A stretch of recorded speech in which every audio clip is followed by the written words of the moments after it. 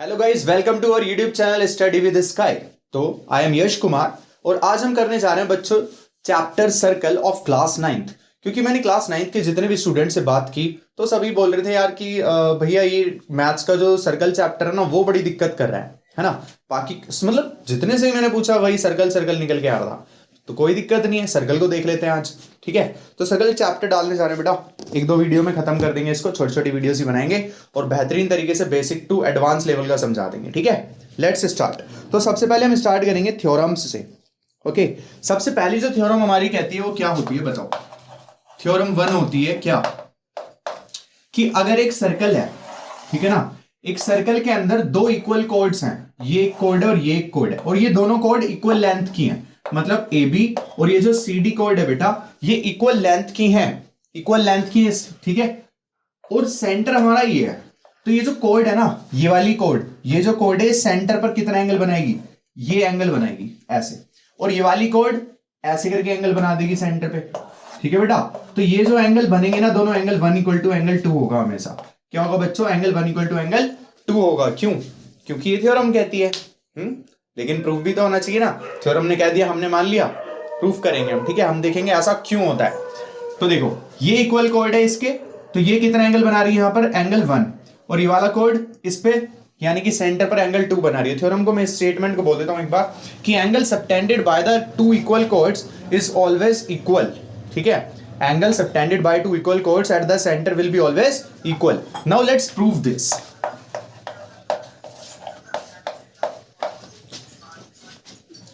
तो हम देखेंगे बच्चों in triangle AOB and triangle COD। AOB और COD ट्राइंगल में देखते हैं। इन दोनों ट्राइंगल्स को अगर मैं किसी तरह से कॉन्ग्रेंट कर दूं, आप खुद बताओ बच्चों, आपने कॉन्ग्रेंसी ऑफ ट्राइंगल पढ़ ही लिया है ट्राइंगल वाले चैप्टर में। ठीक है, तो अगर मैं इन दोनों ट्राइंगल्स, आपको दो दिख रहे हैं, दोनों को अगर मैं कॉन्ग्रेंट कर दूं तो बाय CPCT में एंगल 1 इक्वल टू एंगल 2 लिख दूंगा। इज इट और नॉट? Yes, absolutely. तो लिसन, ये वाली साइड इसके इक्वल है, मतलब रेडियस है भाई, OA is equal to OC, ऐसे लिखता हूं मैं कि OA इक्वल टू OC है। हाँ, OA इक्वल टू OC है क्योंकि ये रेडियस है, OB भी रेडियस है और OD भी रेडियस है, तो ये चारों की चारों साइड्स क्या है, रेडियस है। और ये AB किसके बराबर है, CD के बराबर है। इसका मतलब इसकी तीनों साइड्स, इस ट्रायंगल की तीनों साइड्स के बराबर हो गई, हो गया नहीं हुई? चलो लिख देते हैं फटाफट। OA is equal to OC, क्यों? रेडाई, दोनों क्या है बेटा, रेडाई है। ठीक है, और OB इक्वल टू किसके है, OD के, ये भी क्यों, क्योंकि रेडाई है।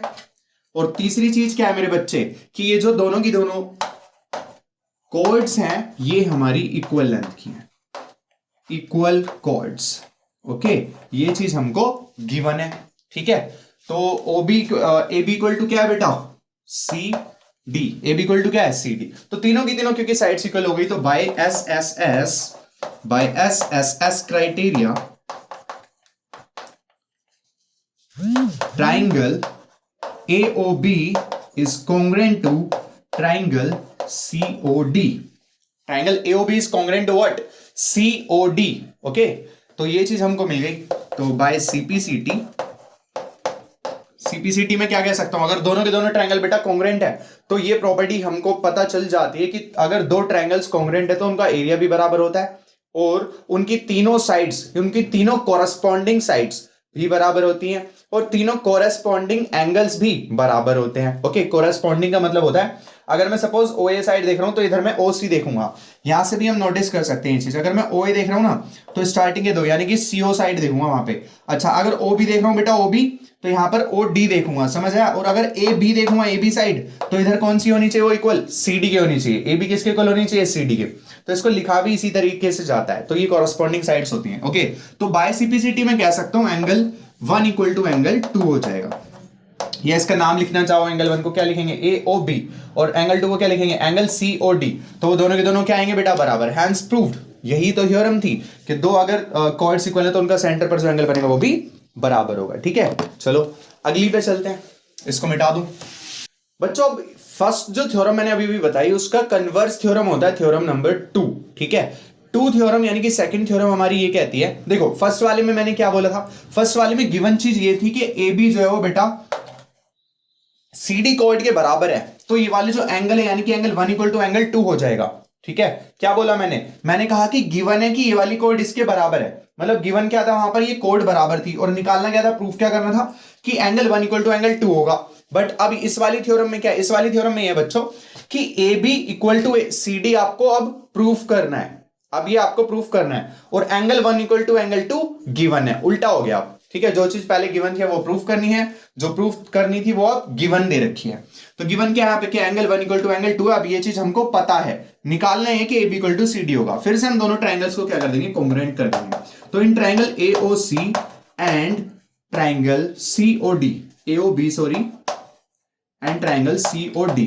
ठीक है, तो इसके अंदर सबसे पहले बच्चों O A is equal to O C है और फिर ये एंगल 1 इक्वल टू एंगल 2 है and O B is equal to क्या है, ओ डी। क्यों, क्योंकि ये रेडाई है हमारी, ये वाली भी रेडाई है। ठीक है, और एंगल 1 इक्वल टू एंगल 2 क्यों है, क्योंकि ये चीज हमको क्वेश्चन में गिवन है या फिर गिवन ही है ये चीज। सो बाय SAS क्राइटेरिया, SAS क्यों लगा, सभी को समझ आ रहा है ना, क्योंकि दो साइड्स और एक एंगल बराबर है यहां पे। ठीक है, तो by SAS criteria triangle AOB is congruent to triangle COD। ठीक है, ट्राइंगल AOB हमारा COD के कॉन्ग्रुएंट हो गया। सो बाय CPCT हमको क्या मिल जाएगा, AB इक्वल टू CD मिल जाएगा, AB equal to CD, hence proved. Okay, चलें अब आगे। तो दो थ्योरम हमारे पास आगे कि अगर सपोज करो कि दो इक्वल कॉर्ड्स हैं तो दोनों इक्वल कॉर्ड्स जो सेंटर पर एंगल सबटेंड करेंगी वो भी एंगल इक्वल होगा। और दूसरी चीज इसी का कन्वर्स, मतलब अगर दोनों वो जो एंगल सबटेंड हो रहे हैं उन कॉर्ड्स के द्वारा अगर वो एंगल इक्वल है, अगर ये दोनों एंगल इक्वल है तो ये दोनों कॉर्ड्स बाय डिफॉल्ट इक्वल हो जाएंगी। ओके, एक दूसरे की उल्टी चीजें। आगे बढ़ते हैं बच्चों अब देखो एक्सरसाइज 9.1 क्योंकि जो इस बार का नया सिलेबस है उसमें काफी सारी एक्सरसाइजेज डिलीटेड भी हैं।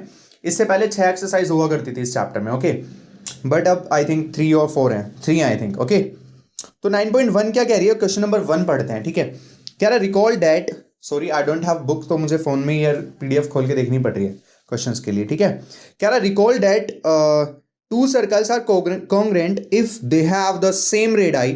Prove that equal chords of congruent circles subtend equal angles at their center. यानी कि बच्चों जो इक्वल कॉर्ड्स है ना वो सेंटर पर इक्वल एंगल बनाएंगी। अभी अभी तो यार सेम चीज की है हमने, क्या किया है बच्चों, हमने बताना एक सर्कल के अंदर जो इक्वल कॉर्ड्स हैं वो सेंटर पर इक्वल एंगल बनाएंगी। मतलब ये जो एंगल 1 बनेगा ये इस वाले एंगल 2 के बराबर होगा। ठीक है, डिफरेंस क्या है इसके और पहली वाली थ्योरम जो मैंने बताई उसके बीच में, क्या डिफरेंस है? एक्चुअली में कोई डिफरेंस नहीं है, सॉल्यूशन आपको वही करना है जो अभी अभी मैंने फर्स्ट थ्योरम बताई ना, अभी 2 थ्योरम्स बताई, तो जो पहली वाली थी वो क्वेश्चन नंबर 1 में आ जाएगी। ठीक है, और जो दूसरी थ्योरम का प्रूफ बताया वो बेटा क्वेश्चन नंबर 2 के उसमें आ जाएगा, क्वेश्चन नंबर 2 का सॉल्यूशन बन जाएगा 9.1 की एक्सरसाइज का। ठीक है, तो क्वेश्चन नंबर 1 का जो था वो थ्योरम 1 है और क्वेश्चन नंबर 2 का सॉल्यूशन थ्योरम नंबर 2 है जो अभी भी जस्ट बताई है। ठीक है बच्चों, बस समझो क्वेश्चन को कि क्या कह रहा है। तो इसने कहा recall that 2 circles are congruent if they have the same radii.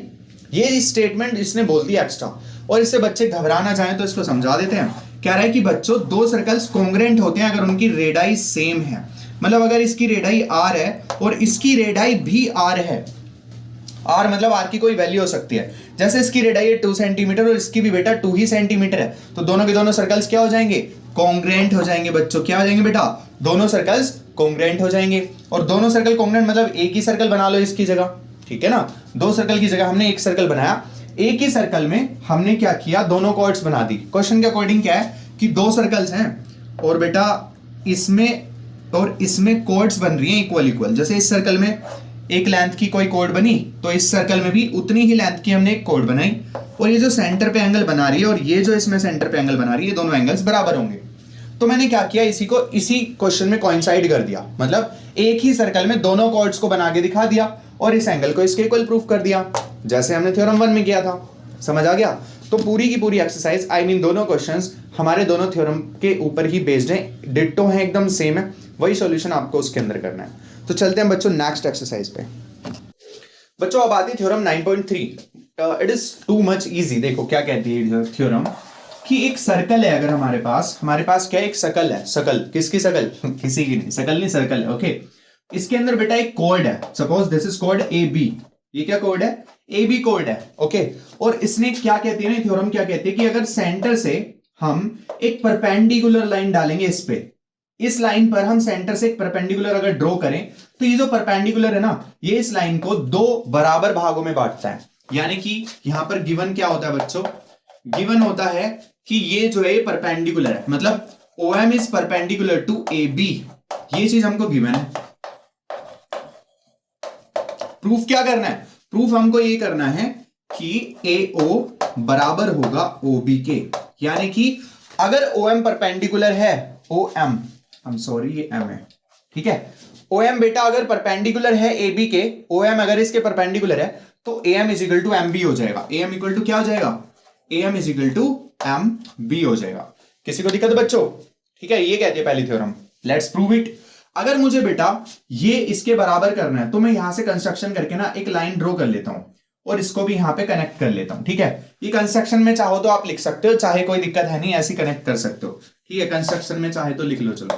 Construction join A to O, यानी कि OA एंड OB, OA और OB को ज्वाइन कर दो, OA और OB, ओके।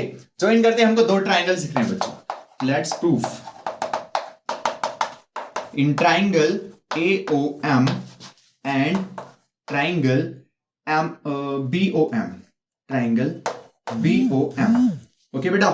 ट्राइंगल AOM और BOM के अंदर जब मैं देखता हूं, तो मेरे को दिख रहा है OM जो है वो OM के बराबर है। सबसे पहले मुझे ये दिख रहा है। अच्छा, दो ट्राइंगल्स को कॉन्ग्रुएंट करने के लिए आपको तरीका बताऊं एक। दो ट्राइंगल्स को अगर आपको कॉन्ग्रुएंट करना है और आपको अगर कुछ चीजें नहीं मिल रही, तो आपको क्या करना है, लेट अस सी। देखो, सबसे पहले क्या करना है, दोनों ट्राइंगल्स में आपको एक एक करके तीनों की तीनों साइड्स चेक करनी है। मतलब इस साइड को चेक करो, इस ट्राइंगल के किसी साइड की इक्वल आ रही है क्या ये, तो आप देखोगे AO जो है वो OB के बराबर है या नहीं है।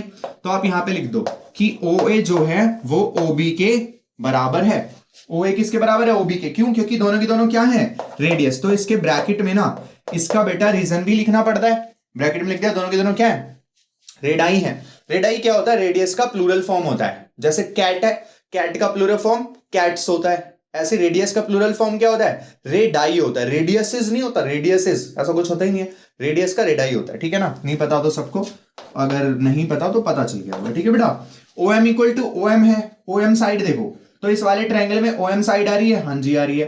क्या इस ट्रायंगल में OM साइड आ रही है, हाँ यार ये तो इस ट्रायंगल में भी आ रही है। इसका मतलब ये दोनों ट्रायंगल्स में कॉमन है। दोनों ट्रायंगल्स में क्या बेटा, कॉमन है। अच्छा, तीसरी साइड भी चेक करो, क्या AM इक्वल टू BM है। अरे यही तो मुझे प्रूफ करना है यार, AM इक्वल टू MB तो मुझे प्रूफ ही करना है। तो ये मेरे को इक्वल कहां से है, ये तो प्रूफ करना है ना मुझे। चलो इसको छोड़ दो, अब आओ एक एक करके एंगल्स पे। अब आओ एक एक करके एंगल्स पे। क्या ये वाला एंगल इसके बराबर है, क्या ये एंगल इसके बराबर है, नहीं पता, वी डोंट नो। क्या ये एंगल इसके बराबर है, हाँ यार ये एंगल बराबर है ना, क्योंकि अगर ये 90 है तो इधर भी तो 90 होगा। परपेंडिकुलर का मतलब यही तो होता है कि 90 डिग्री होता है, तो 90 ये भी 90, क्योंकि टोटल कितना होता है 180।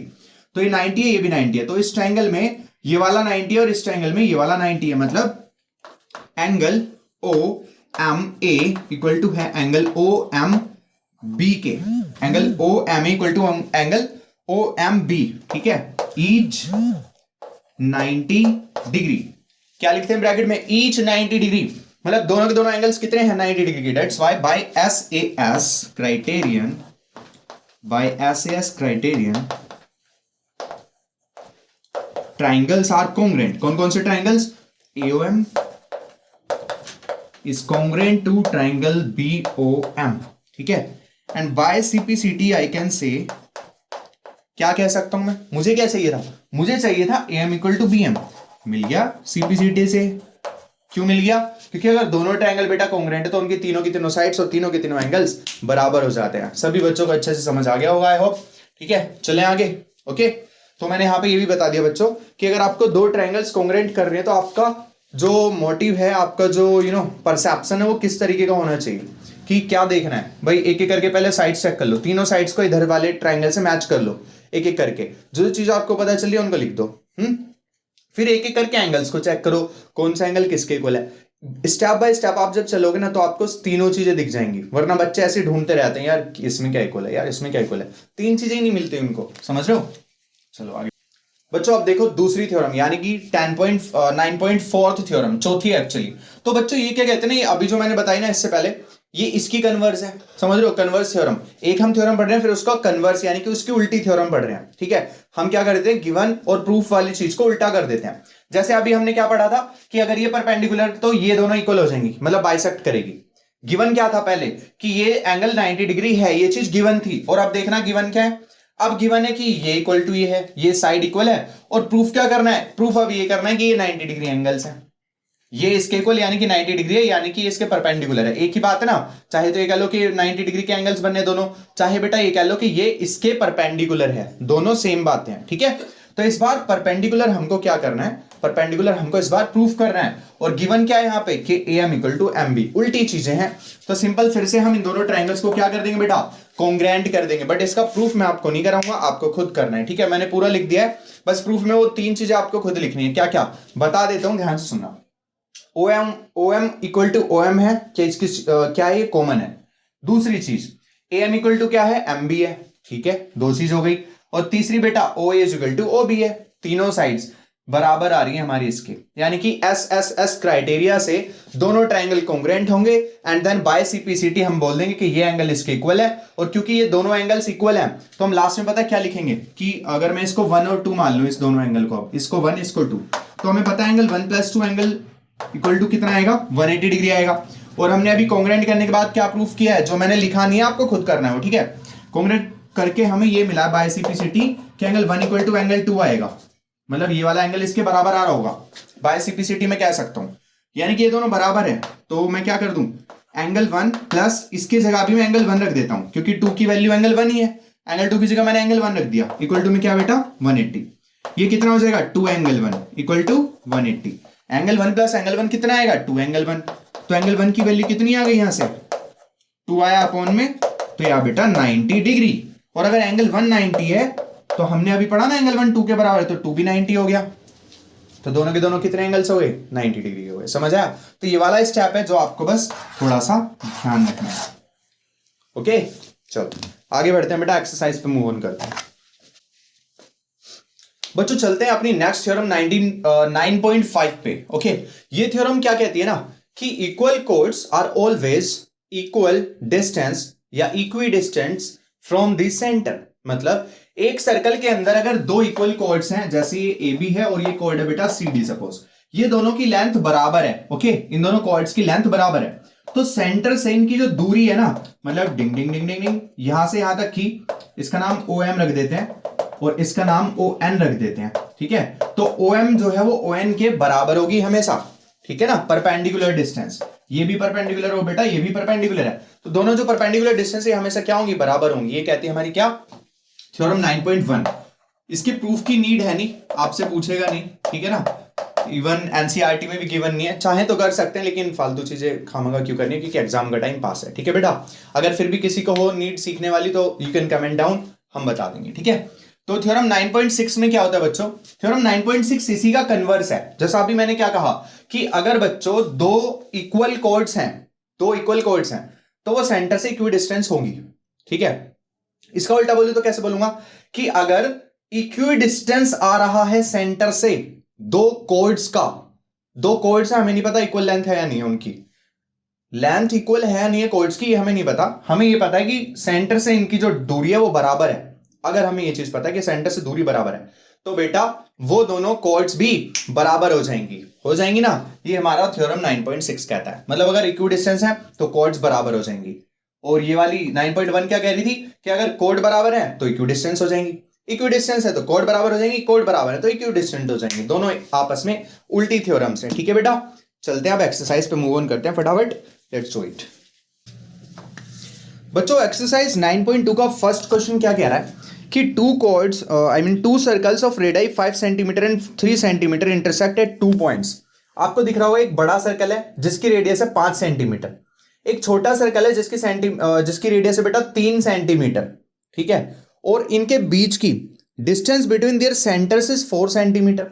इनके सेंटर्स की, जैसे इस वाले का सेंटर है O डैश और इस वाले बड़े वाले सर्कल का सेंटर बेटा O, तो इनके सेंटर्स के बीच की जो दूरी है ना वो 4 है। अब आप खुद ही सोचो, अगर ये वाली दूरी 4 है बेटा, तो जो रेडियस होगी इस वाले छोटे वाले सर्कल की रेडियस वो 3 है, वो तो 4 से छोटी है। इसका मतलब जो इस छोटे सर्कल का जो सेंटर है ना वो इस बड़े सर्कल के अंदर आएगा। ठीक है ना, ये पॉइंट बहुत अच्छा है। इस क्वेश्चन का फिगर ही नहीं बना पाते बच्चे, क्यों? क्योंकि वो क्या कर देते ना, वो ऐसे बना देते हैं, एक सर्कल है और दूसरा सर्कल यहां बना देंगे, सेंटर को बाहर बना देंगे, इस सर्कल से बाहर बना देंगे। बट क्योंकि ये वाली डिस्टेंस, इनके सेंटर्स के बीच की डिस्टेंस ज्यादा है, किससे? इस छोटे वाले सर्कल की रेडियस से। सर्कल की रेडियस है छोटे की 3 और इनके बीच की जो दूरी है सेंटर्स की वो है 4। तो बेटा इनका जो सेंटर है ना वो बड़े वाले सर्कल के अंदर बनेगा। इस छोटे वाले सर्कल का सेंटर, ये जो सेंटर है इसके बीच में आना चाहिए, इस सर्कल के अंदर आना चाहिए, जैसे मैंने यहां पे बनाया है। तो इस डायग्राम से कंफ्यूज ना होना, ठीक है। अच्छा, इसकी रेडियस कितनी है बेटा? 5। तो ये वाली वैल्यू भी कितनी हो जाएगी? 5 हो जाएगी। और हमसे क्या कहा है कि सेंटर और सेंटर के बीच की दूरी कितनी है? 4 है। कितनी है बेटा? 4 है, मतलब ये वाली लेंथ 4 हो गई, यहां से लेके यहां तक 4 हो गई बेटा, और ये रेडियस हो गई, ठीक है। और इसकी रेडियस कितनी है? 3, यानी कि ये वाली लेंथ कितनी हो जाएगी? सीधी सीधी बच्चों 3 हो जाएगी। क्यों हो जाएगी? आप इस चीज को ऐसे भी प्रूफ कर सकते हो कि ये 5 है और ये 4 और ये 3 है, तो ये बेटा ट्रायंगल जो बना है ना, ये राइट एंगल ट्रायंगल बन रहा है। क्यों? क्योंकि ये पाइथागोरन ट्रिपलेट्स है। 5, 3 और 4 क्या है? पाइथागोरन ट्रिपलेट्स हैं। कैसे चेक करते हैं? इनको पुट करते हैं पाइथागोरस थ्योरम में। 5 square is equal to 3 square plus 4 square है, नहीं है? 3 का स्क्वायर 9, 4 का स्क्वायर 16 और 5 का स्क्वायर 25। 25 इज इक्वल टू 16 और 9 कितना आएगा? आ रहा है ना 25। इसका मतलब ये तीनों के तीनों वैल्यूज क्या है? Pythagorean triplet. इसका मतलब ये एंगल कितना आएगा बेटा? 90 डिग्री। कितना आएगा? 90 डिग्री। दैट इज, ये जो कॉमन कोड की लेंथ हमसे पूछी जा रही है ना, कह रहा find the length of the common code. ये जो दोनों सर्कल टच कर रहे हैं, दोनों पॉइंट से जो कॉमन कोड बच रही है उसकी लेंथ पूछ रहा है। और हमें पता है सर्कल जो है वो इसको अगर 90 डिग्री पर कट कर रहा है, इसका मतलब ये हाफ हाफ हो जाएंगी, मतलब बाइसेक्ट कर जाएंगी। क्या कर जाएंगी? बाइसेक्ट। अभी पढ़ा था ना हमने कि जब एक सर्कल में, इस बड़े वाले सर्कल को नोटिस करो, और ये कोड है, सेंटर से हमने परपेंडिकुलर ड्रॉ किया, तो बाय थ्योरम जो अभी हमने पढ़ी है, उस थ्योरम के अकॉर्डिंग क्या होगा? अगर ये 90 डिग्री है तो ये बाइसेक्ट कर देंगे। क्या कर देंगे बेटा? बाइसेक्ट। तो O A is equal to क्या होगा? O dash A equal to O dash B होगा।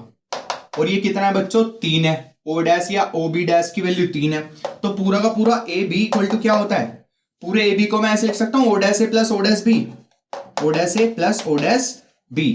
और दोनों की वैल्यू कितनी है? 3 3 है। यानी कि 6 centimetre will be the length of कोड ए बी। ए बी की वैल्यू कितनी आ जाएगी मेरे पास? 6 सेंटीमीटर आ जाएगी। तो इसको पूरा गिवन विवन करके आप लोग आराम से लिख सकते हो। फुद्दू सा क्वेश्चन है, बस इसका जो इंपॉर्टेंस है वो बेटा किस चीज की है? फिगर की है। आगे बढ़ते हैं। तो देखो बच्चों, क्वेश्चन नंबर 2 ये क्या कह रहा है? 9.2 का क्वेश्चन नंबर 2 है, ठीक है। कह रहा है कि दो इक्वल कोर्ड्स हैं, ठीक। एक सर्कल के अंदर दो इक्वल कोर्ड्स या दो सेगमेंट्स हैं, वो दोनों की दोनों जो कोड है ना वो इंटरसेक्ट कर रही है एक दूसरे को। जैसे देख रहे हो, ये कोड है, ये कोड है, इसने ई पॉइंट पर इंटरसेक्ट कर दिया। तो ये जो सेगमेंट्स बन रहे हैं ना इनके, जैसे पूरी ए बी को दो पार्ट में डिवाइड कर दिया इन्हें, एक बना AE और एक बना EB, एक बना ED और एक बना CE। तो यहां पर C is equal to EB proof करना है हमको। तो सबसे पहले गिवन लिख लेते हैं जल्दी से।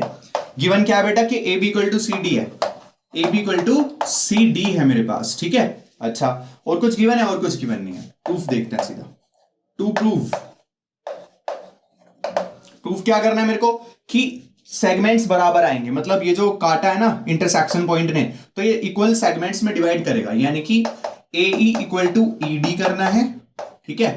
और हमको CE equal to BE proof करना है बच्चों। दोनों चीजें प्रूफ करनी है। चलो कर डालते हैं, कहां दिक्कत आ रही है। Let's proof. चलो, इसके लिए मैं क्या करूंगा ना, इसको पहले ज्वाइन कर लूंगा, इसको ई पॉइंट को ज्वाइन कर लूंगा और यहां पे डालूंगा बेटा एक परपेंडिकुलर। यहां पे क्या डालूंगा? एक परपेंडिकुलर डालूंगा। डिंग डिंग डिंग 10, यहां पे ऐसे ही दिस वन, ये डाला मैंने परपेंडिकुलर, ठीक है ना। परपेंडिकुलर डाला। अब इन दोनों छोटे छोटे ट्राइंगल्स को आप देखो, इस पॉइंट को M मान लो, इसको N मान लो। आप देखो, in triangle OME and triangle ONE, OME और ONE ट्राइंगल्स में आप देखो क्या क्या चीजें इक्वल दिख रही हैं आपको। तो आप कहोगे OM इक्वल टू ON है, OM इक्वल टू ON। अब आप कहेंगे क्यों? तो मैं लिखूंगा बाय थ्योरम, है ना। बताना जरा बच्चों कौन सी थ्योरम? अभी थ्योरम पढ़ी थी ना, जब इक्वल कॉर्ड्स होंगी तो सेंटर से उनकी परपेंडिकुलर डिस्टेंस होगी वो हमेशा इक्वल डिस्टेंट होगी, यानी कि बराबर होगी। दो कॉर्ड्स हैं और सेंटर से अगर मैं परपेंडिकुलर ड्रॉ करूं तो ये जो परपेंडिकुलर डिस्टेंस होगी ना, ये हमेशा क्या होगी? बराबर होगी। अभी थ्योरम से बताया, 6 थ्योरम्स बताइए बेटा मैंने, 6 की 6 आपके टिप्स पे होनी चाहिए, एकदम अच्छे से याद होनी चाहिए दिमाग में, ठीक है ना। तो OM इक्वल टू ON क्या? Bye theorem.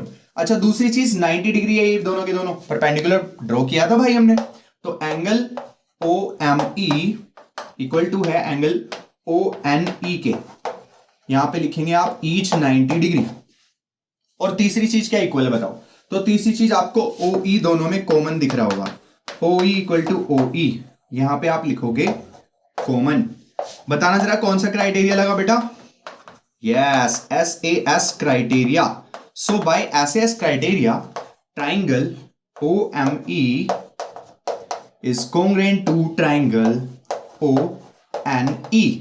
Okay, and by CPCT we can say that by CPCT what we can conclude is ME is equal to EN. कह सकता हूं नहीं कह सकता बच्चों, ME is equal to क्या है, EN है या नहीं है बताओ, क्योंकि ME जो है इस छोटे से ट्रायंगल का हिस्सा है और इस वाले ट्रायंगल का NE है या फिर EN, कुछ भी लिख सकते हो आप, ठीक है, NE लिख दो EN लिख दो, तो ME is equal to क्या है, EN है, ठीक है। चलो अब देखते हैं,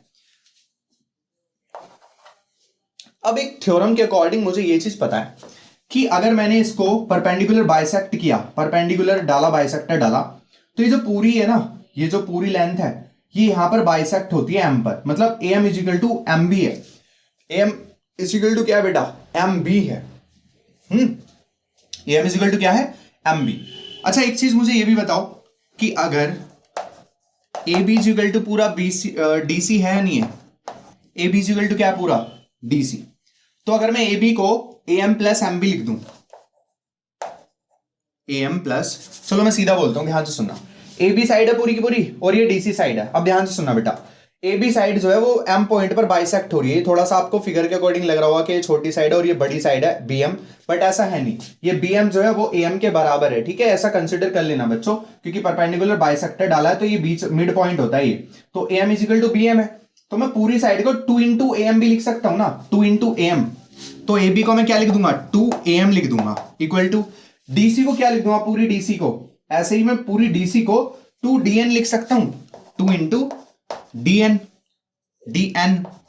क्यों, क्योंकि देखो CD को मैं क्या लिखूंगा, CN प्लस DN, CD को क्या लिखूंगा, CN प्लस DN, CN की जगह मैं लिख दूंगा DN, क्योंकि CN और DN बराबर है, तो DN प्लस DN हो जाएगा। देखो कैसे, CD को मैं क्या लिख सकता हूं, CN प्लस DN लिख सकता हूं बेटा, और CN जो है वो किसके बराबर है, DN के, क्यों, क्योंकि पूरी कॉर्ड पर ये परपेंडिकुलर बाइसेक्टर पड़ा है, तो ये दोनों के दोनों को बाइसेक्ट करता है, मतलब CN इक्वल टू DN हो जाता है, तो CN की जगह मैं क्या रख दूंगा, DN रख दूंगा, और ये तो DN है ही, तो DN प्लस DN कितना हो जाएगा, 2DN, तो CD की मैंने क्या लिख सकता हूं, 2DN लिख सकता हूं, वही लिखा मैंने, CD की जगह, CD या DC की जगह 2DN लिखा, तो बेटा 2 से 2 कट गया और यहां से मुझे मिला AM is equal to DN, AM equal to क्या मिला, AM equal to DN। Similarly BM is equal to CN मिलेगा, यहां पे लिखूंगा मैं, similarly CN is equals to BM। अब देखो आप, अगर मैं CN और BM में से, CM और BN, ये इक्वेशन 1 मान लो आप, I mean 2 मानो बेटा, इसको मान लो 2, और यहां से अभी जो मैंने CPCT से लिखा था इसको मान लो इक्वेशन 1, और इन दोनों को आप माइनस कर दो, इन दोनों को क्या कर दो बच्चों, माइनस कर दो। अब आप एक बात बताओ कि ME को आप CM में से माइनस करना चाहोगे या BM में से, तो ME किस साइड के अकॉर्डिंग, किस साइड पे आ रहा है, ME BM पे आ रहा है, और आपने BM जो बेटा इधर लिखा है और ME इधर लिखा है, तो इसको BM को ना इधर लिख दो, तो BM इधर लिख रहा हूं और मैं CN इधर लिख रहा हूं, ठीक है ना, क्या कर रहा हूं मैं, बस उल्टा करके लिख रहा हूं, BM और CN को, BM बराबर CN ऐसे लिख रहा हूं, क्यों, क्योंकि अब मैं सेकंड में से ना 2 को माइनस कर दूंगा, इक्वेशन 2 माइनस 1 कर रहा हूं मैं, इक्वेशन 2 में से 1 को माइनस, तो BM minus ME, BM minus ME equal में CN माइनस इसकी यानी कि EN, क्या आएगा बताओ, BM माइनस ME क्या आएगा, BM ये रहा, ME ये रहा, BM ये रहा, ME ये रहा, क्या बचा, BE बचा, माइनस करके क्या बचा बेटा, BE equal CN minus EN, CN ये रहा, EN ये रहा, CN EN माइनस हुआ तो CE बचा, क्या है बच्चे, CE, तो BE और CE हमारे क्या हो गए बराबर, BE इक्वल टू क्या आ गया, CE आ गया, एक पॉइंट हमें यहां पे मिल गया। अच्छा दूसरी चीज AE is equal to ED और रह रहा है, इसको मान लो बेटा इक्वेशन 3, ये भी चीज तो लिखी थी ना, इसको इक्वेशन 3 मान लो।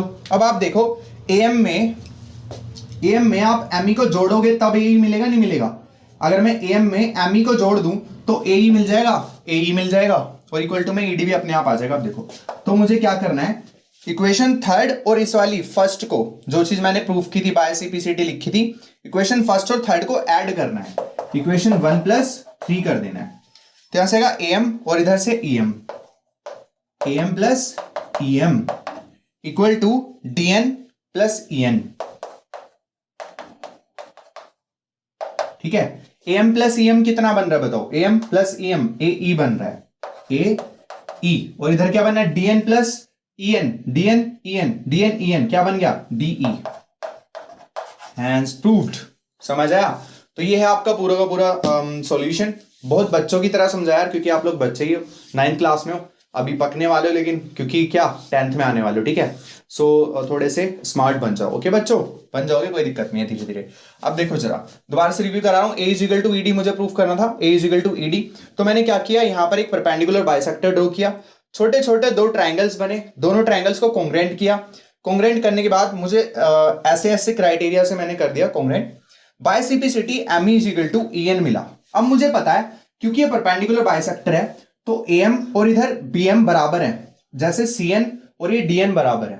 फिर मैंने क्या किया बेटा, अगर ये पूरी साइड इसके बराबर है, ये बी एम सी एन के बराबर है, तो बी एम में से अगर मैं एम ई घटा दूं, बी एम में से एम ई घटा दूं तो बी बचेगा, इधर सी एम में से ई एन घटा दूं तो सी बचेगा, तो बी सी बराबर आ जाएंगे। ये तो करना था बी सी।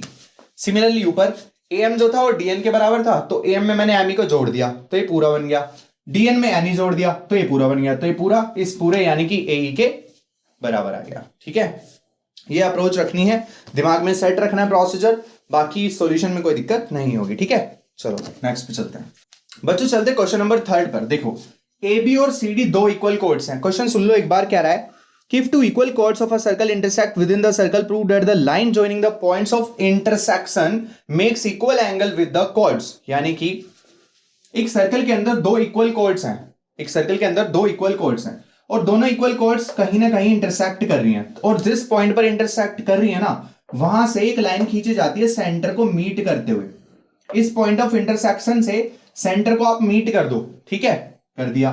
तो ये जो लाइन है इस कॉर्ड के साथ एंगल बना रही है, ये वाला, ये लाइन इस कॉर्ड के साथ ये वाला एंगल बना रही है, और यही लाइन इस वाली कॉर्ड के साथ ये एंगल बना रही है।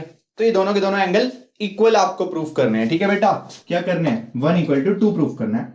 यहां पर भी सेम काम कर लें आप, परपेंडिकुलर ड्रॉ कर लो मेरे बच्चे, क्या कर लो, परपेंडिकुलर ड्रॉ कर लो। तो इसका नाम रखो m, इसका रखो n, इसको रख दो e।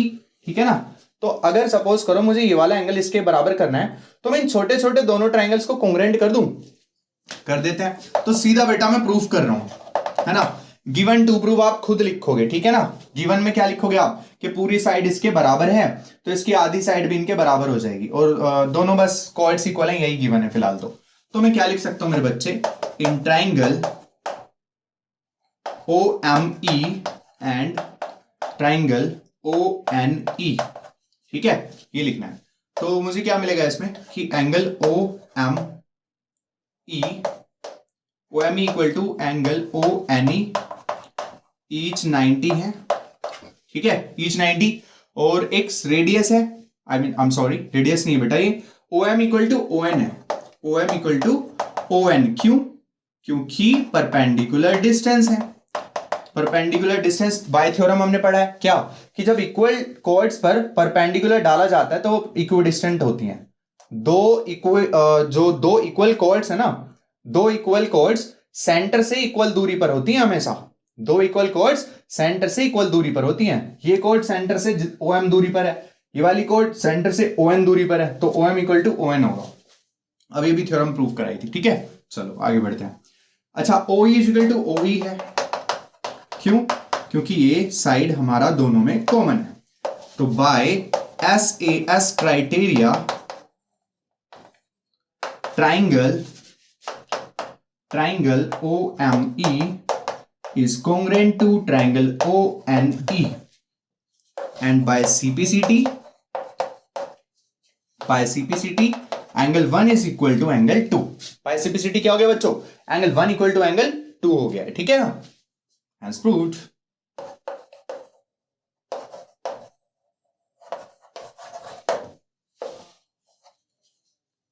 ठीक है, चले आगे। क्वेश्चन इजी लग रहे नहीं लग रहे बेटा? ठीक है, अगर बच्चों तुम्हें एक बार में ना समझ आ रहे हो तो वीडियो को बैक करो, दोबारा सीखो, क्योंकि हो सकता है किसी बच्चे ने अगर स्टार्टिंग में ना सीखा हो उतना अच्छे तरीके से तो थोड़ा सा टाइम लग सकता है मे बी, बट टाइम दो चीजों को, ठीक है। एक बार के अलावा अगर आप दूसरी बार भी देख लोगे, अगर नहीं आ रहा, बहुत हार्श केसेस ऐसे हो सकते हैं, वर्स्ट केसेस हो सकते हैं जिसमें नहीं आएगा, वरना एक ही बार में समझ आ जाएगा, किसी को दिक्कत नहीं होगी, ठीक है ना। और फीडबैक अपना जरूर लिखो बेटा, कमेंट्स करके बताया करो कि वीडियोस कैसे लग रहे हैं। ओके बच्चों, क्वेश्चन नंबर 4 देखो क्या कह रहा है कि दो कंसेंट्रिक सर्कल्स हैं, ठीक है। कॉन्सेंट्रिक सर्कल्स का मतलब पता है क्या होता है? कॉन्सेंट्रिक, सेंट्रिक को मतलब कि जिनका को एग्जिस्ट कर रहा है सेंटर, मतलब कि जिन दोनों सर्कल्स का सेंटर बच्चों सेम है, उसको हम बोलते हैं कंसेंट्रिक सर्कल्स। ओके, सेंटर इन दोनों का सेम है, इसके लिए भी यही सेंटर है, इसके लिए भी, बड़े वाले सर्कल के लिए भी यही सेंटर है। हमसे क्या पूछ रहा है कि A B is equal to C D होगा, ये प्रूव करा रहा है। तो to prove A B is equal to क्या होगा? सी डी होगा बेटा। कर देते हैं, डरते हैं हम? चलो लेट्स डू इट। देखो बेटा, यहां से आप एक परपेंडिकुलर ड्रॉ कर लो, सबसे पहले इसका नाम रख दो एम, ठीक है ना, और इसको भी ज्वाइन कर लो, चाहो तो इसको ज्वाइन कर लो, इधर इसको ज्वाइन कर लो, ठीक है। और अभी एक और चीज ज्वाइन करनी पड़ेगी, वो मैं बताऊंगा बाद में, ठीक है ना। बट आप सबसे पहले देख सकते हो कि इन ट्राइंगल या फिर फोर, ऐसे लिख दो, फोर कोड एडी, एडी कोड के लिए, एडी कोड के लिए ओएम परपेंडिकुलर है, ओएम इज परपेंडिकुलर, पूरा लिखना है आपको ना, परपेंडिकुलर, ठीक है। सो बाय थ्योरम, थ्योरम से आप क्या जानते हो बताना बच्चों? अगर ये कोड है, इस बड़े सर्कल को देखो, इस बड़े सर्कल की ये कोड है एक, ठीक है ना, बीच वाले सर्कल को देखना ही मत आप, बड़े सर्कल की ये कोड है, सेंटर से मैंने परपेंडिकुलर डाला, तो परपेंडिकुलर जब भी हम डालते हैं एक कोड पर तो बराबर हिस्सों में बढ़ जाती नहीं बढ़ जाती, तो by theorem A M is equal to क्या आ जाएगा? एम डी आ जाएगा। ए एम इजिकल टू क्या आएगा बच्चे? एम डी आएगा। इसको इक्वेशन 1 मान लो। नाउ फॉर कोड BC, अब आप देखो इस छोटे सर्कल को, अब बाहर वाले सर्कल को इग्नोर करना है, ठीक है। तो इस छोटे सर्कल को देखो, इस छोटे सर्कल में ये B से लेके C तक एक कोड है, ये BC कोड है ना, इस छोटे सर्कल की BC कोड है, और ये डल रहा है क्या? परपेंडिकुलर। तो परपेंडिकुलर डल रहा है तो ये कोड क्या होगी? इस परपेंडिकुलर से आधे आधे में बढ़ जाएगी, तो BM इक्वल टू MC हो जाएगा। फॉर कोड BC OM is perpendicular to BC, OM क्या है? इस BC पर परपेंडिकुलर है, OM BC पर भी परपेंडिकुलर है, दैट इज बाय थ्योरम क्या इक्वल हो जाएगा? BM इक्वल टू MC हो जाएगा। BM इक्वल टू क्या हो जाएगा बेटा? MC। इसको मान लो इक्वेशन 2। बस क्या करना है आपको? 1 में से 2 को माइनस कर देना है। क्यों? क्योंकि मुझे ये चीज दिख रही है AM और इधर क्या? BM, तो LHS में से LHS घटती है और बेटा RHS में से RHS घटता है, माइनस होता है। तो AM में से BM को घटाओ, देखो AM ये रहा, BM ये रहा, AM पूरा, BM ये रहा। तो इस पूरे में से अगर मैं BM को छुपा लूं तो AB बचेगा नहीं बचेगा? देखो AB बच गया इधर। और MD में से MC को घटा दूं, MD में से पूरे में से MC को घटा दूं, MD में से MC को घटा दूं, तो क्या बचा? CD आ गया ना, B इक्वल टू CD। तो मुझे क्या करना है बच्चों? इक्वेशन 1 माइनस 2 करनी है। आपको लिखना है on subtracting equation 2 from equation 1, on subtracting equation 2 from equation 1, तो you will get AM minus BM is equal to MD minus MC। AM minus BM क्या बचेगा? तो AB बचेगा, और इक्वल टू में क्या बचेगा बेटा? CD। Hence proved. ओके, बताओ कुछ है क्वेश्चन में? कुछ भी नहीं है यार, फुद्दू क्वेश्चंस है। चलो बच्चों देखते हैं क्वेश्चन नंबर 5। अब क्वेश्चन नंबर 5 क्या कह रहा है ना कि इसमें 3 लड़कियां हैं, रेशमा, सलमा एंड मनदीप। मनदीप लड़कियां हैं या इट इज, हाँ तीनों लड़कियां हैं, मनदीप भी लड़की का नाम है भाई। चलो देखते हैं, कोई नहीं। तो ये तीनों लड़कियां कहाँ बैठी हैं? Standing on a circle of radius 5 centimetre drawn in a park. और रेशमा जो है वो बॉल सलमा को फेंक रही है, सलमा मनदीप को, और मनदीप वापस रेशमा को फेंक रहा है, ठीक है। और बेटा इनके बीच की जो डिस्टेंस है रेशमा सलमा की और सलमा मनदीप के बीच की डिस्टेंस हमें 6 मीटर दे रखी है, और हमसे पूछा रेशमा और मनदीप के बीच की डिस्टेंस बताएं। रेशमा, सलमा, मनदीप। ओके चलो देखते हैं। ये हमारा सर्कल है, ये रेडियस है, सपोज ये रेशमा है, रेशमा को R लिख देते हैं, रेशमा, और ये हो गई हमारी Salma and this is our Mandeep. ठीक है, यहां बना लेते हैं मनदीप को। ठीक है, तो ये वैल्यू 6 है बेटा और ये भी 6 है, और इसके बीच की डिस्टेंस मुझसे पूछ रहा है, रेशमा और मनदीप के बीच की डिस्टेंस पूछ रहा है ना, मतलब रेशमा, सलमा और मनदीप, आर एस एम मैंने करके लिख दिया। ठीक है, ये 6 है, ये 6 है, और ये वाली डिस्टेंस मुझसे अगर पूरी पूछ रहा है तो मैं क्या कर सकता हूं, सबसे पहले इसको ऐसे ड्रॉ कर लेता हूं। ठीक है ना, ये 90 डिग्री जाएगा, जाएगा नहीं जाएगा बच्चों, 90 डिग्री जाएगा, क्योंकि नीचे वाला वैसे भी आइसोसेलेस ट्रायंगल बनना है, तो यहां पर 90 डिग्री बनेगा और ये भी ज्वाइन होगा तो ये भी 90 बनेगा, तो कुल मिला के ये 90 बन जाएगा। ठीक है ना, चलो अगर मैं इसको ज्वाइन कर दूं, सपोज करो ऐसे करके, तो मेरे को क्या क्या चीजें पता है, ये रेडियस पता है कि 5 है, ये पता है 6 है। ठीक है, ये पता है क्या मुझे, इसको नाम में OM रख देता हूं, तो इसकी जो लेंथ है मैं मान लेता हूं बेटा x, ये यहां से लेके यहां तक, इस लेंथ को मैंने x माना, और इसकी लेंथ भी नहीं पता तो इसको मान लो बेटा y, इसको क्या मान लो y। और अब एक चीज बताओ, ये पूरी कितनी होगी, ये पूरी यानी कि OS की वैल्यू कितनी होगी, 5 होगी ना पूरी, क्योंकि ये भी रेडियस है, ये भी रेडियस है, ये भी पूरी रेडियस है, तो पूरी 5 है, और इतनी x है, यहां से यहां तक x है, पूरी 5 है, तो बची हुई कितनी होगी, तो ms की जो वैल्यू हो जाएगी, वी हैव, यहां पर हमें कुछ मिलेगा क्या, कि OM को हमने क्या लेट किया है, लेट हमने किया OM equal to x and m, अरे ये भी m हो गया, इसका नाम n रखो भाई, फिर तो n रख लो इसका नाम, ON को मैंने बेटा x लेट किया, और OM की आई एम सॉरी mn को मैंने y लेट किया। ठीक है, ये एंड का साइन है ना, कोई दिक्कत किसी को। ठीक है, x और y मैंने लेट कर लिए। अब मुझे सिंपल क्या करना है, इन दोनों ट्रायंगल्स में मैं क्या करूंगा बच्चों, पाइथागोरस लगा दूंगा। क्या लगा दूंगा बेटा, पाइथागोरस। तो by Pythagoras theorem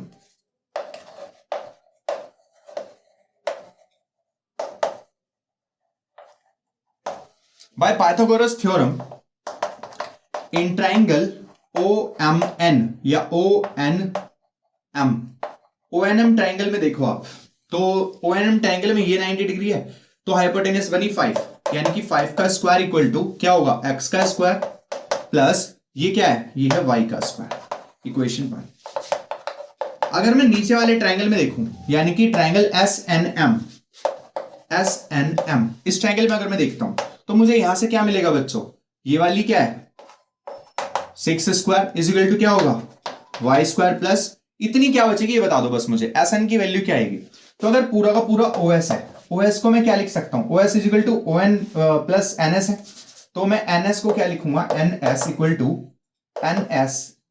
equal to पूरे में से, यानी कि 5 में से माइनस कर दूं अगर मैं x को, देख लो ध्यान से, पूरे 5 में से x को माइनस कर दूं, तो NS बचेगा नहीं बचेगा, तो NS का स्क्वायर, क्योंकि इस ट्रायंगल के अंदर ये भी 90 डिग्री है, तो hypotenuse square is equal to base plus perpendicular का स्क्वायर, तो 6 square is equal to y square plus में ये कितना है 5 माइनस x का होल स्क्वायर, ये चीज आएगी। आ गई हमारे पास 6 6 36 equal to y square plus, आप चाहो तो y स्क्वायर की वैल्यू को निकाल के यहां रख सकते हो, या तो यही कर लेते हैं यार, ठीक है ना, y स्क्वायर की वैल्यू को यहां रख लेते हैं। चलो देखो, अच्छा मुझसे पूछा क्या है, मुझे y की वैल्यू पूछी है ना, मुझे y की वैल्यू पूछी है, तो मैं इस कोशिश करता हूं कि मैं यहां पे ना y को रखूंगा और x को हटा दूंगा, x को रिप्लेस कर दूंगा, या चलो कोई दिक्कत नहीं है, कैसा भी कर सकते हो, एक आधा स्टेप बढ़ता है, ज्यादा अंतर नहीं आता। y स्क्वायर की वैल्यू यहां से निकालना क्या आएगी, x स्क्वायर इधर जाएगा, 5 स्क्वायर माइनस x स्क्वायर आएगी ना, मतलब 25 माइनस x स्क्वायर आएगी, नहीं आएगी, y स्क्वायर की वैल्यू निकालो यहां से,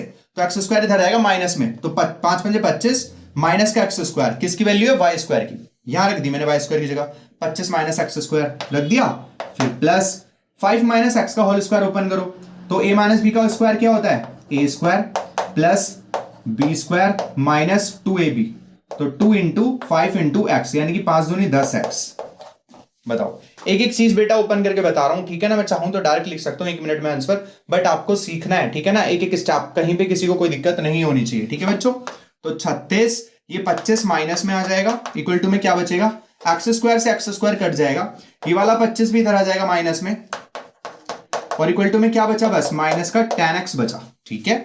25 25 कितना हो रहा है, माइनस का 50, माइनस के 50 में से अगर आप 36 को घटाओगे या प्लस करोगे, ऐसे बोल लो, तो ये आएगा कितना यहाँ पे, माइनस का 14 इक्वल टू माइनस का tan x, माइनस से माइनस कटेगा तो आ गया 14/10 इक्वल टू x, काटेंगे 2 7 जा 14 एंड 2 5 से 10, तो 7/5 को मैं यहाँ पे पुट कर देता हूँ, तो 25 लाइन खींच लेते हैं equal to x square. X की वैल्यू कितनी है बेटा 7/5 इसका स्क्वायर और प्लस में है वाई स्क्वायर, तो 25 माइनस में आ जाएगा 49/25 इक्वल टू वाई स्क्वायर। इसका एलसीएम लो तो 25 नीचे 25 का square 625 minus 49 equal to y square. यहाँ क्या बचेगा 596/25 equal to y square. Square इधर जाएगा बेटा रूट बन जाएगा, तो ये किसका रूट होता है 596 का रूट क्या होता है 24 और 25 का 5 होता है, तो y की वैल्यू ये आई। बट क्या मुझे y चाहिए था, नहीं मुझे तो 2y चाहिए था, rm की वैल्यू चाहिए। चलो देख लेते हैं, यहां पे बना देता हूं rm is equal to 2y equal to 2 into y। y की वैल्यू कितनी है 24/5, 24/5, 24 दूनी 48/5, 5 निम 45 पॉइंट 3 बचा 5 छंग 30, 9.6 सेंटीमीटर मीटर होगा I think. Let me check units, या इट्स मीटर। ठीक है, क्योंकि सारी वैल्यूज बेटा मीटर में गिवन थी, इसलिए हमारा जो आरएम आएगा वो भी किस में आएगा मीटर में। तो 9.6 मीटर दूरी है इन दोनों के बीच में। ठीक है, तो बहुत इंपॉर्टेंट क्वेश्चन था। Let me check if something is left.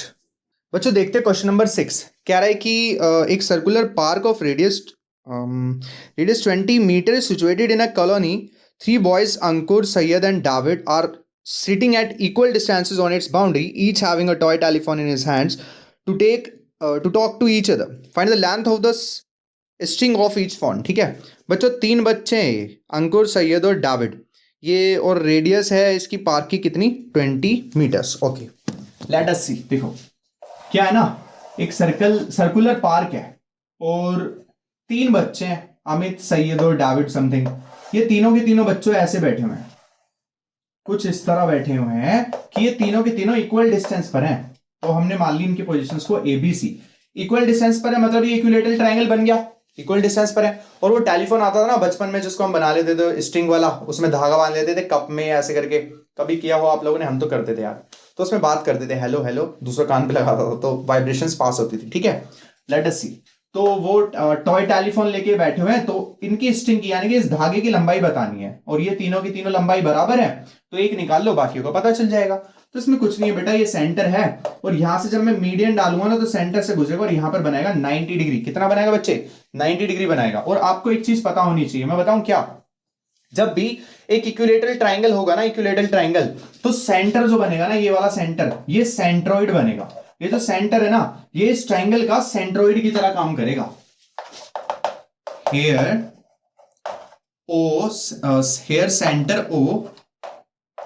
center O of circle is behaving is working like a centroid CEN. okay, centroid of triangle ABC, of equilateral triangle ABC equilateral triangle का ओ जो है वो centroid की तरह काम कर रहा है। और सेंट्रोइड की एक प्रॉपर्टी होती है, सेंट्रोइड की एक प्रॉपर्टी होती है, वो देखो मैं सीधा याद नहीं करूंगा, एक चीज बताता हूं तुमको। ये पूरी जो लेंथ है ना, ये बड़ी होगी हमेशा, क्योंकि आप सोचो आपके हाथ में एक ऐसा ट्रायंगल आ गया। ठीक है, अब आप उस ट्रायंगल को ऐसे एक टिप पे आप उसको बैलेंस करना चाहते हो। जैसे इस बुक को मैं अगर सपोज करो बैलेंस करना चाहता हूं ऐसे करके, ठीक है, तो ये बुक बैलेंस हो पाएगी कहां पर बैलेंस होगी, जहां पर इसका सेंटर ऑफ मास होगा।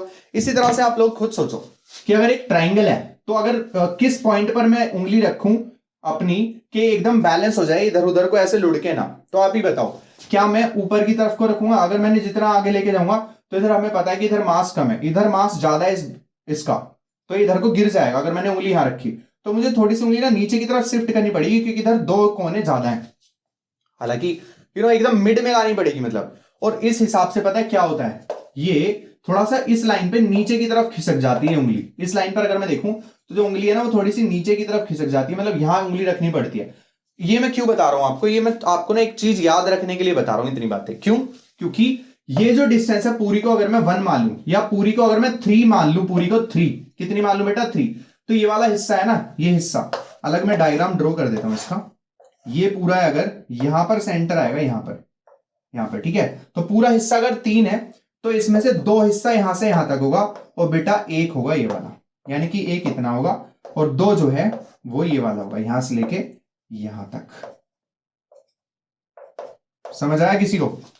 ये वाली जो लेंथ है बेटा वो 2 होगी और ये जो इतनी सी है वो 1 होगी। बस इस बात को जो बच्चा समझ गया वो इस चीज को याद रखेगा। कैसे? यानी कि पूरी लेंथ अगर कितनी है, पूरी लेंथ यानी कि इसको मैं m मान लूं, अगर बेटा cm हमने माना, cm हमने माना a मान लेते हैं, चलो cm को क्या मान लिया हमने, a, या फिर a मत मानो, आप ऐसा कर सकते हो कि cm जो है ना, सीधा मैं एक रिलेशन लिखता हूं, चलो कि co जो है ना, co इक्वल टू co जो है वो cm के कितना टाइम्स होगा, co जो है वो cm के कितना टाइम्स होगा। तो co मैंने क्या कहा कि 2 पार्ट है और cm कितना है, 3 है। cm कितना है बेटा, 3 है, क्योंकि cm पूरा कितना आ रहा है, देखो 2 + 1, तो cm पूरा का पूरा कितना है, 3 पार्ट है। अगर मैं cm को इसके अपोन में ले आऊं, देखो ऐसे करके, cm की वैल्यू 3 है और co की कितनी है, 2 है। co की कितनी है, 2, और cm की कितनी है, 3। तो इस अपोन वाले को cm को आप यहीं पे लिखो वापस। तो आपको क्या पता चला, co equal to 2/3 of cm है, co equal to 2/3 of cm है। ये चीज हमको यहां से मिली यार। ये चीज अगर आप याद कर सकते हो ना तो सीधी याद रख लो, वरना मैंने आपको इसका रीजन बता दिया है। ठीक है, आपकी इच्छा है, जैसा मर्जी करना चाहो। ठीक है, ये चीज आ गई। अब अगर सपोज करो मैंने इसकी पूरी लेंथ को a माना है, इसकी साइड ऑफ ट्राइंगल क्या मान ली मैंने, साइड a मान लिया, तो ये कितनी हो जाएगी, a/2 होगी, नहीं होगी? क्योंकि थ्योरम पढ़िए बच्चों, कोड पे जब सेंटर से परपेंडिकुलर डलता है ना, कोड पे सेंटर से परपेंडिकुलर डलता है तो आधे आधे बढ़ जाती है। तो पूरी a है तो ये कितनी हो जाएगी, a/2 हो जाएगी। कितनी हो जाएगी, a/2। अच्छा, cm की वैल्यू कितनी है यहां से, cm की निकालना जरा, cm आएगा 3co/2, आएगा नहीं आएगा, 3co/2। और co क्या है बेटा, देखना ध्यान से, co o से लेके यहां तक, ये रेडियस नहीं है, ये सर्कल और ये सेंटर, और ये क्या हो जाएगी, ओसी रेडियस हो जाएगी। और रेडियस इसकी कितनी दे रखी है, आई थिंक इट्स 20। तो co की वैल्यू कितनी है बेटा, 20 है। तो co की जगह आप रख दो 20, तो 2 से कटेगा 10, तो इसकी वैल्यू आ गई 30। cm की वैल्यू कितनी आ गई बच्चा, 30 आ गई। ये पूरी 30 है, ये a/2 और ये a है। अब पाइथागोरस लगा दो।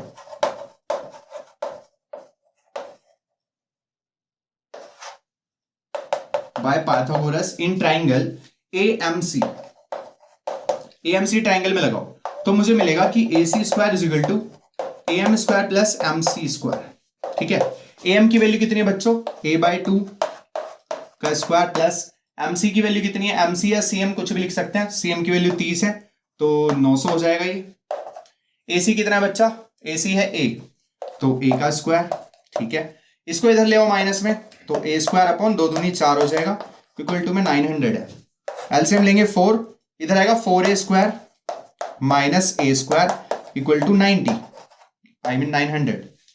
4a² माइनस 1a², 3a² बचेगा ऊपर, तो 3a² अपॉन में क्या बेटा 4 इक्वल टू में 900। a की वैल्यू यहां से क्या आ जाएगी बताओ, तो a आएगा 4 इधर मल्टीप्लाई में और 3 डिवाइड में, 900 अपॉन 3 इंटू 4, और a का स्क्वायर है ना तो रूट में भी पहुंचेगा, तो 3 से काटोगे पहले आप, 3 3 से 9, 300 बचेगा, रूट में 300 इंटू 4, यानी कि 4 3 12, 1200, रूट में कितना है बेटा 1200। a की वैल्यू कितनी आ गई हमारे पास, 1200 आ गई, वो भी रूट के अंदर। तो इसको क्या लिख सकते हैं, tan बाहर आ जाएगा, रूट में 12 बचेगा, और 2 दूनी 4, ओके, तो 12 को मैं क्या लिख सकता हूं, 2 इंटू 2 इंटू 4 बचा, 4 3 12, ये लिख सकता हूं। तो 2 पेयर बन रहा है, बाहर आ जाएगा तो ये 20 हो जाएगा, 20√3। This is our required answer. ये है लेंथ ऑफ स्ट्रिंग 20√3। समझ आया सभी बच्चों को? ओके, और कोई क्वेश्चन तो नहीं बच रहा है इसमें, या हो गए सारे? ठीक है बेटा, तो सेकंड एक्सरसाइज और फर्स्ट एक्सरसाइज दोनों हमने कवर कर लिए विद थ्योरम्स।